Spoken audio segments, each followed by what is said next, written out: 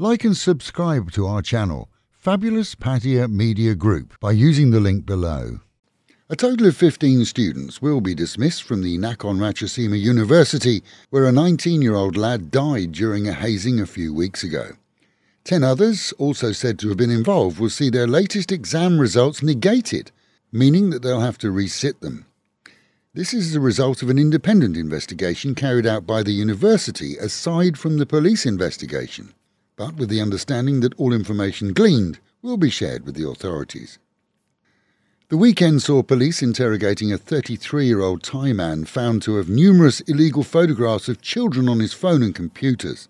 It's believed that he shared them in an online group, and that group, together with its members, now comes under intense scrutiny, with more arrests expected.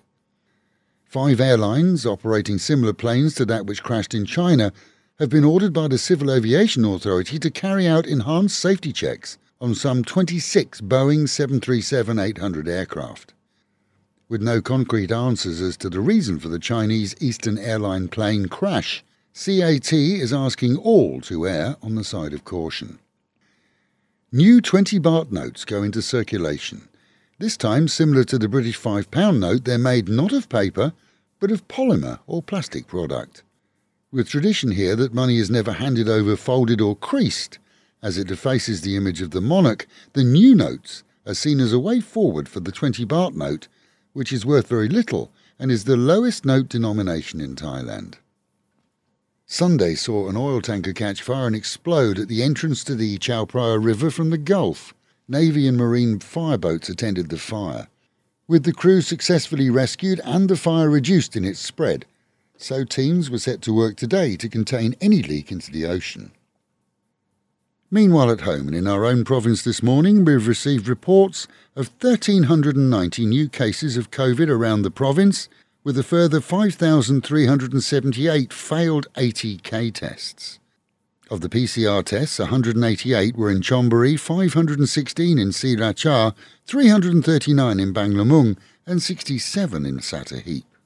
Nationally, the figure this morning was 24,635, with 25,753 recovered and released from quarantine and 81 deaths attributed in the same period to the virus.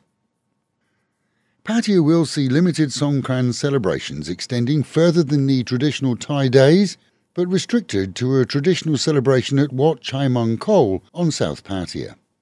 For the majority of Thais, it will see a mass exodus to the villages. For some, the first return since the start of the COVID era. The weekend saw at least one more expat injured adjacent to a bar in Soi Buakhao. Police were investigating that, along with several reports of former bars staying open after legal 11 o'clock in the evening closure times. The massive bars staying open too long is thought to have led to a series of visits to former bars around the city, ordering them to close very early in the evening. Golfers are recommended to contact the Pattaya Sports Club, as this and next week sees a series of matches with prizes. On both Thursdays and held at Burapa Golf Resort, it's open to both male and female players, and registration is through the Pattaya Sports Club. Billabong on the Lake has live music tonight, with a blues band supporting drummer Bob Lamb.